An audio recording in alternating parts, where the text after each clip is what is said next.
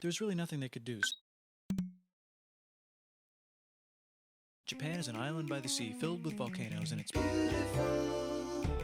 In the year -1 billion, Japan might not have been here. In the year -40,000, it was here, and you could walk to it, and some people walked to it. Then it got warmer, some icebergs melted, it became an island, and now there's lots of trees, because it's warmer.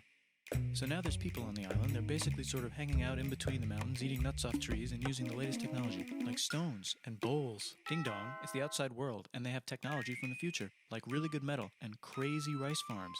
Now you can make a lot of rice really, really quickly. That means if you own the farm, you own a lot of food, which is something everybody needs to survive. So that makes you king. Rice farming and rice kingdoms spread across the land, all the way to here. The most important kingdoms were here, here, here, here, here, here, and here. But this one was the most important, ruled by a heavenly superperson, or emperor for short. Knock knock, get the door, it's religion. The new prince wants everyone to try this hot new religion from 𝓵𝓪𝓷𝓻𝓲𝓼𝓮. Please try this religion, he said. No, said everybody. Try it, he said. No, said everybody again, quieter this time. And so the religion was put into place, and all the rules that came with it. Then the government was taken over by another clique, and they made some reforms, like making the government govern more, and making the government more like China's government, which is a government that governs more. Hi, China, they said. Hi, dipshit, said China. Can you call us something else other than dipshit, said Japan. Like what, said China. How about Sunrise Land, said Japan. And they stole China's alphabet and wrote a book about themselves. And then they made lots of poetry and art and another book about themselves. Then they stopped moving the capital every time the emperor died and kept it in one place for a while, right here. And they conquered the north finally. Get that squared away. A rich hipster named 𝓢𝓾𝓷𝓻𝓲𝓼𝓮 is bored with modern Buddhism, visits China, and learns a better version, which is more spiritual. Comes back, reinvents the alphabet, and causes art and literature to be great for a long time. And the royal palace turned into such a dream world of art that they really didn't give a shit about running the country. So if you live outside the palace, how are you supposed to protect your shit from criminals? Hire a samurai. Everyone started hiring samurai. Rich, important people hired samurai. Poor people who could not afford to hire samurai did not hire samurai. The samurai became organized and powerful, more powerful than the government. So they made their own military government. Here, they let the emperor still be emperor, but the shogun is actually in control.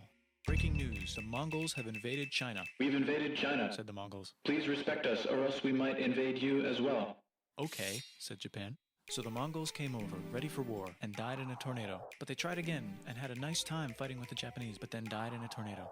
Then the emperor overthrows the shogunate. Then the shogunate overthrows him back and moves to Kyoto and makes a new shogunate. And the emperor can still dress like an emperor if he wants, that's fine. Now there's more art. Like painting with less colors, collaborative poetry, plays, monkey fun, tea parties, gardening, architecture, flowers. It's time for who's going to be the next shogun. Usually it's the shogun's kid, but the shogun doesn't have a kid. So he tries to get his brother to quit being a monk and be the next shogun. He says okay, but then the shogun has a kid. So now who's it going to be? Vote now on your phones. And everyone voted so hard that the palace caught on fire and burned down. The shogun actually didn't care. He was off somewhere doing poetry. And the whole country broke into pieces. Everyone is fighting with each other for local power, and it's anybody's game. Knock knock, it's Europe. No, they're not here to take over. They just want to sell some shit, like clocks, and guns, and Jesus. So that's cool, but everyone's still fighting each other for control, now with guns. And wouldn't it be nice to control the capital, which right now is puppets, with no one controlling them? This clan is ready to make a run for it, but first they have to trample this smaller clan, which is in the way. Surprise, the smaller clan wins, and the leader of that clan steals the idea of invading the capital and invades the capital, and it goes very well. He's about halfway through conquering Japan when someone who works for him kills him, and then someone else who works for him kills them, and that guy finishes conquering Japan. And then he confiscated everybody's swords, and made some rules. And now I'm going to invade Korea, and then hopefully China, he said, and failed, and also died. But before he died, he told these 5 guys to take care of his 5-year-old son until he's old enough to be the next ruler of Japan. And the 5 guys said, yeah, right, it's not going to be this kid, it's going to be one of us, because we're grown-ups. And it's probably going to be this guy, who happens to be way more rich and powerful than the others. A lot of people support him, but a lot of people support not supporting him. They have a fight, and he wins, and starts a new government, right here. And he still lets the emperor dress like an emperor, and have very nice things. But don't get confused, this is the new government, and they are very strict. So strict they closed the country. No one can leave, and no one can come in. Except for the Dutch, if they want to buy and sell shit, but they have to do it right here. Now that the entire country was not at war with itself, the population increased a lot. Business increased, schools were built, roads were built, everyone learned to read, books were published, there was poetry, plays, sexy times, puppet shows, and Dutch studies. People started to study European science from books they bought from the Dutch. We're talking geography, skeletons, physics, chemistry, astronomy, and maybe even electricity. Over time, the economic and cultural prosperity began to gradually slow down. Knock knock. It's the United States, with huge boats, with guns, gunboats. Open the country. Stop having it be closed, said the United States. There was really nothing they could do, so they signed a contract that lets the United States, Britain, and Russia visit Japan anytime they want. Choshu and Satsuma hated this. That sucks, they said. This sucks. And with almost very little outside help, they overthrew the shogunate and somehow made the emperor again and moved him to Edo, which they renamed Eastern Capital. They made a new government, which was a lot more Western. They made a new constitution that was pretty Western, and a military that was pretty Western. And do you know what else is Western? That's right, it's conquering stuff. So what can we conquer? Korea. They conquer Korea, taking it from its previous owner, China, and then go a little bit further. And Russia rushes in out of nowhere and says, "Stop, no, you can't take that. We were going to build a railroad through here to try to get some warm water." And Russia builds their railroad, supervised by a shit ton of soldiers. And then when the railroad was done, they downgrade it to a fuck ton. Did I say downgrade? I meant upgrade. And Japan says, "Can you maybe chill?" And Russia says, "How about maybe you chill?" Japan is kind of scared of Russia. You'll never guess who's also kind of scared of Russia. Great Britain. So Japan and Great Britain make an alliance together so they can be a little less scared of Russia. Feeling confident, Japan goes to war against Russia, just for a moment, and then they both get tired and stop. It's time for World War I.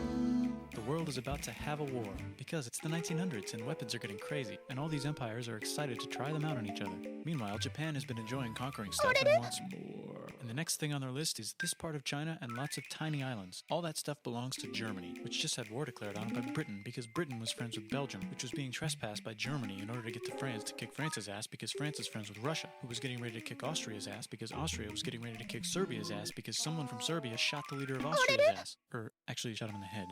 And Britain is currently friends with Japan, so you know what that means. Duh, Japan should take the islands. Which they wanted to do anyway, so they called Britain on the telly to sort of let them know. And then they did it. And they also helped Britain a little here and there with some errands and stuff. Now the war is over, and congratulations, Japan. You technically fought in the war, which means you get to sit at the negotiating table with the big dudes, where they decided who owns what. And yes, Japan gets to keep all that shit they stole from Germany. You also get to join the post-war mega alliance, the League of Nations, whose mission statement is to try not to take over the world.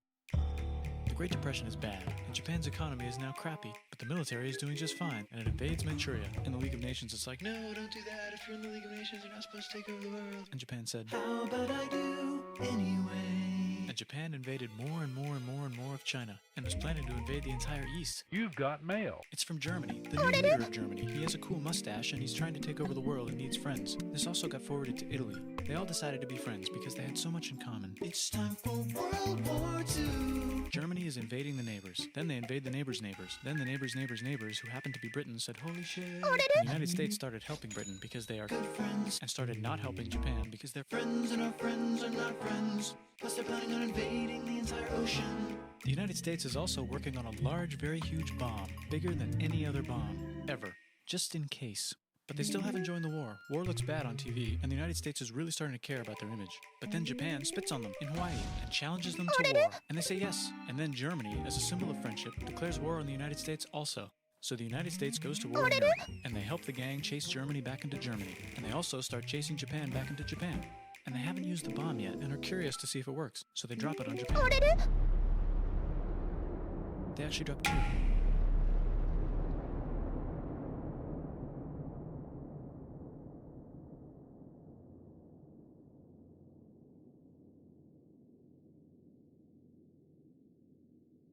The United States installed a new government, inspired by the United States government, with just the right ingredients for a post-war economic miracle. And Japan starts making TVs, VCRs, automobiles, and camcorders as fast as they can, and also better than everybody else. They get rich, and the economy goes wild, and then the miracle wears off. But everything's still pretty cool, I guess. Bye! Right. Extra noses pants is on you, ooh, you're so warm. Couldn't help but notice your boats from across the floor. Knock knock.